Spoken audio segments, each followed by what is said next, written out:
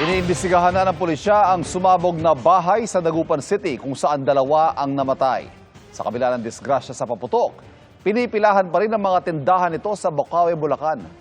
Ang sitwasyon doon, silipin sa live na pagtutok ni Darlene Kai. Darlene. Ivan, parami na ng parami yung mga bumibili ng mga paputok at pailaw dito sa Bocaue, Bulacan ilang araw bago ang salubong sa bagong taon. Halos nagkakaubusan na nga ng ilang klase ng paputok dito. Yan ay kahit maaaring maging peligroso ang mga ito lalo kapag iligal, katulad na lang ng nangyaring pagsabog sa Pangasinan kung saan dalawa ang namatay. Gusto ko lang po sabihin sa kanya na mahal po namin siya. Sana po ng araw bumalik po siya sa amin. Balot ng pighati sa Pasko ang mga magulang ni Catherine Crespo, ang 7 taong gulang na isa sa 2 nasawi nang sumabog ang isang bahay sa Dagupan na may mga imbak na paputok. Lubhang napinsala ang katawan ni Catherine kaya selyado ang kabaong ng grade 1 pupil. Nadamay rin sa pagsabog ang mag-asawa at isang kapatid ni Catherine na nasa ospital pa. Kailangan din namin ng justice para sa kanya. Kami namin yun. Nasawi rin ang isang estudyanteng nagpapagupit lang sa katabing barbershop. Iniimbestigahan pa ang sanhi ng pagsabog. Sasampahan ng reckless imprudence resulting in homicide, multiple injuries and damage to properties na may kaugnayan sa RA 7183 of firecracker law ang may-ari ng bahay na dinala sa ospital at sinisikap pang makuna ng pahayag. For inquest na po siya. However, as of now, nasa hospital po siya kasi sabi po ng jailer natin is nagkaroon po siya ng tubig sa baga. Pinaiimbestigahan ni PNP Chief Jose Melencio Nartates Jr. ang pagsabog na anyay ipinakikita ang peligrong dulot ng iligal na paggawa ng paputok.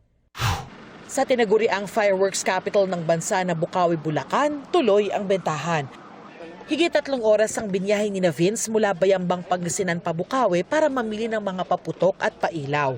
Taga California sa Amerika si Vince, kaya gusto nilang gawing espesyal ang pagsalubong sa bagong taon. It's to honor the past year and getting into the New Year's. So it's just a good vibe overall, and it kind of signifies that we're about to enter something great. So we want to, go out with a bang pretty much. Yeah. Si Daniel inagahan na ang punta para hindi makisabay sa dagsa ng mga tao sa mga susunod na araw. Mas mura po kasi dito kumpara sa iba eh. Tapos napapakiusapan din minsan yung mga tindera. Para sa pamilya ni Kimberly, alinsunod sa pamahiin ang pagpapaputok tuwing New Year. Since may lahi po kaming medyo Chinese, parang po sa amin na kailangan laging maingay sa bahay, para yung pagsalubong ng bagong taon is maingay and malayo po sa mga masasamang spirit. 4 na araw bago ang salubong 2026, halos doble na ang presyo ng kwitis. Kakaunti raw kasi ang supply kaya nagkakaubusan na. Buong Bocaue po ay kulang na po ang supplies. Actually, nagsimula na po yan after Christmas, nung kahapon po. Bakit po mababa yung supply ng kwitis ngayon? Gawa po ng nagbabagyo, kailangan po kasi yan binibilad. So yung chemical po niyan, wala pong mass production na nangyari. Kaya shortage po talaga. Inaasahan na raw ng mga nagtitinda na daragsa ang mga mamimili simula Lunes, December 29, kaya asahan na rin daw na tataas pa ang presyo ng kanilang mga paninda.